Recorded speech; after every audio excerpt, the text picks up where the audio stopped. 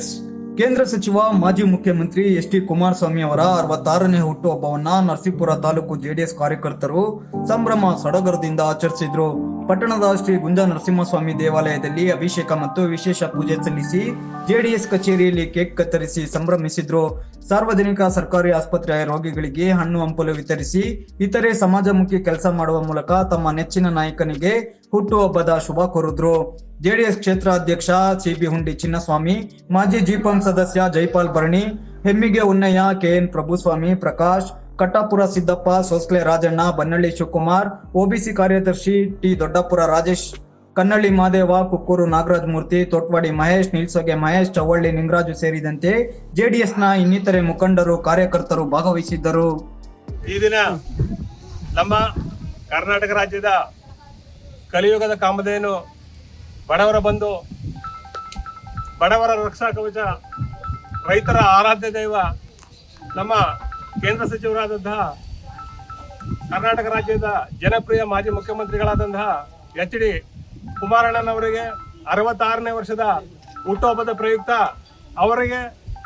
ಭಗವಂತ ಸಕಲ ಸೌಭಾಗ್ಯವನ್ನು ಕೊಟ್ಟು ಕಾಪಾಡಲಿ ಅಂತ ಹೇಳಿ, ಎಲ್ಲಕ್ಕಿಂತ ಹೆಚ್ಚಾಗಿ ಆರೋಗ್ಯವನ್ನು ಕೊಟ್ಟು ಕಾಪಾಡಲಿ ಅಂತ ಹೇಳಿ ನಮ್ಮ ಟಿ ನರಸೀಪುರ ವಿಧಾನಸಭಾ ಕ್ಷೇತ್ರದ ಸಮಿತಿಯ ಅಧ್ಯಕ್ಷರು ನಮ್ಮ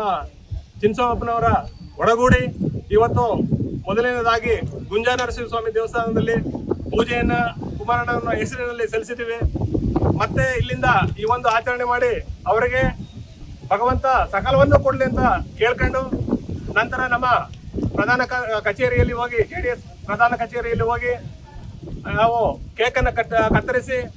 ತದನಂತರ ಅವರ ಆರೋಗ್ಯದ ವಿಚಾರದಲ್ಲಿ ನಮ್ಮ ಸಾರ್ವಜನಿಕ ಆಸ್ಪತ್ರೆಗೆ ಹೋಗಿ ಹಣ್ಣು ಹಂಪಲುಗಳನ್ನು ವಿತರಣೆ ಮಾಡಿ ಇದು ನಮ್ಮ ಕುಮಾರಣ್ಣ ಅವರಿಗೆ ಅಧಿಕಾರ ಆಗಲಿ ಆರೋಗ್ಯ ಆಗಲಿ ಇನ್ನು ಹೆಚ್ಚಿನ ರೀತಿ ಸಿಕ್ಕಿ ಆ ಭಗವಂತ ಅವ್ರನ್ನ ಹೆಚ್ಚಿನ ಆಯಸ್ಸನ್ನು ಕೊಟ್ಟು ಕಾಪಾಡಲಿ ಅಂತ ಹೇಳಿ ನಮ್ಮ ಈ ನೆಚ್ಚಿನ ನಾಯಕರುಗಳು ಆದಂತಹ ಕುಮಾರಣ್ಣನವರ ಇವತ್ತು ಜನ್ಮದಿನೋತ್ಸವದ ಕಾರ್ಯಕ್ರಮವಾಗಿ ನಾವು ನಮ್ಮ ಎಲ್ಲ ಜೆಡಿಎಸ್ ಕಾರ್ಯಕರ್ತರು ಗುಂಜಾ ನರಸಿಂಹಸ್ವಾಮಿಗೆ